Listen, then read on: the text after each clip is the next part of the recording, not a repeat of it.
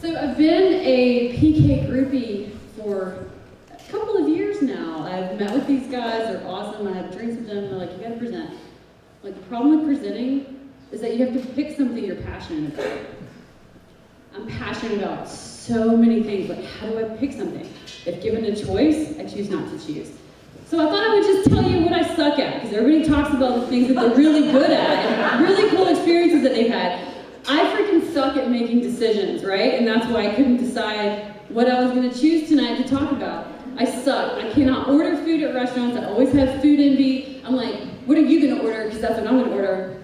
I suck at making omelets. I cannot make omelets. I cannot whistle to save my life. I'm trying to learn golf, but I suck at it. So if you can give me lessons, let's talk after this. I've never been good at sleeping. I'm very passionate about these things that I suck at because I constantly try every day to get better at them. And I can't keep a cactus alive. Like, what the hell? You don't even have to water it. But then I thought, okay, they don't want to hear what I suck about. They want to hear something cool, like people that I've met while I've traveling. I've traveled a bunch. Like this little boy here. This is like a cafe in Florence. I was eating with my sister, and like this little boy's poking his head out the side. I'm gonna take a picture. Like finally, I got the little bitty face, and then the whole face, and then we couldn't have ice cream. It was awesome. So I was in a train station in Germany once, and I met this totally hot Moroccan guy, and I was like, oh my god, this is the guy. I'm gonna move to Morocco. We missed our train. We got these cardboard boxes, and we set up this little shelter because it was freaking cold. He gave me a sweater, which is what the arrow is pointing to. I still have the sweater. I remember him to this day.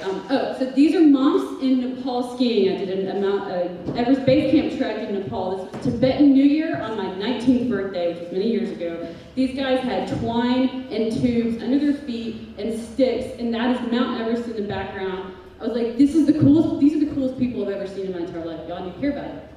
This guy, this was in Thailand. I'm like, I need to tell these people about this guy. He's from New Caledonia. Who knows where that is? Because I didn't. Off the coast of Australia, right? This guy was a total hippie. He kept asking me where the weed was, and I was like, dude, I don't have weed. I know I look like a burnout, but I'm not. And then in this picture, he was asking my boyfriend if he could take me to a party, which was hilarious. I also did some conflict resolution work in former Yugoslavia. These were actually photos from Sarajevo, and Yeka's daughter escaped through this tunnel when she was 13. Out of that one tunnel, snipers were in that apartment building shooting at her. She made it to the US for 4 years, became this award-winning fashion designer. Anyway, she was incredible and gorgeous. Then I was like, why do you guys want to hear about this? Because I have some really guilty crushes that are probably funnier to hear about. Like the really hot professor that I had in law school is totally the chick in the front seat. And I'm like, I need some office hours. I had a crush on a yoga instructor once. Okay, so my best friend's brother, you guys, he was so hot. He was like, he could unicycle, he was a musician, he could chuckle. She doesn't know to this day that I had a crush on him. And then my building was being renovated, and there were all these hot construction guys, and I'm like, what am I supposed to do? These guys are hot, I can't tell them. But I have a crush on Serena Williams. She is so muscular. It's like she's not even, okay, she's practically a man, right? So like I don't have to question her sexual orientation. Snoop Dogg, come on. He has a Cadillac Snoop DeVille. He has Snoop Markets. He has Hula Snoops. He has extremely cool things. And then I was like, they don't want to hear about that. They want to hear about who I am in my head. Because I like almost became a professional dancer in my dreams. Like, I used to dance a lot, and I was going to be this really sultry tango dancer with this hot Latin lover.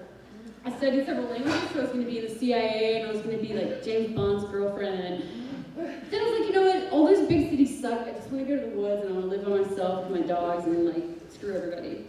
But really, what I want to do is learn how to do one-arm handstands like this chick, because she is pretty awesome. I maybe have a crush on her too. But then I was going to be a wild animal tamer. I was going to be a park ranger.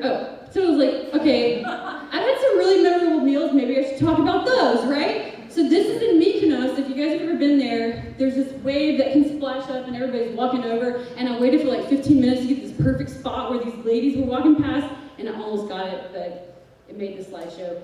The sun was setting. It was the best seafood ever. It was amazing. I did this Silk Road tour, right? So like right in the middle of the freaking desert, right before you get to Pakistan, in the middle of the night, I was like so hungry, and I was like, dear God, please can we stop this freaking chicken bus? I'm gonna get hungry. 7 a.m. we stopped and had the best, most savory, saffron infused pork, skewers, it was amazing. I did some peace and conflict resolution work in Central America. This is actually in Guatemala, and that little ant is edible, apparently. That is called sampopo. And I was working with these people in some sustainable agricultural stuff, and these little kids started freaking out, and they started pulling all these bugs out, and they started roasting them on fire, and I'm like, what's going on? They're bugs, and they eat them. So that's also back in Nepal. I did that trek, so that's definitely a fried Snickers. And I definitely paid about $12 for that because some hoarder had to carry it maybe like 2 weeks in a refrigerator-sized basket to get there. His calves were like the size of my head. So then it was like, all right, all those things are cool, but what's me? Like, what can I talk about that I'm currently passionate about? I'm really passionate about yoga because I have a million things going on in my head, and it's like one of the few times I can actually turn this off and I have to pay attention to what I'm doing, because if I'm not, obviously I fall and I break my neck. So I also run a lot because it's like after an hour, I'm like, okay, this is quiet and I'm not driving myself crazy. I like to run with my friends, I like to trail run, I like to go up high, and then after I run I sit and think, and kind of defeats the purpose of running to not think. But I do that, and then I go do yoga so I don't have to think anymore. And I also zone out by working in my yard, which is AKA my Zen zone. And those irises, by the way, took like 3 years to get there, and they're like 4 feet tall, and I'm like 5 feet tall. So when I walk down the driveway, like they're like my fan club, and I'm like high-fiving them. I can't even see them. My dogs hide behind them. It's pretty amazing. I need a yard man if anybody can help.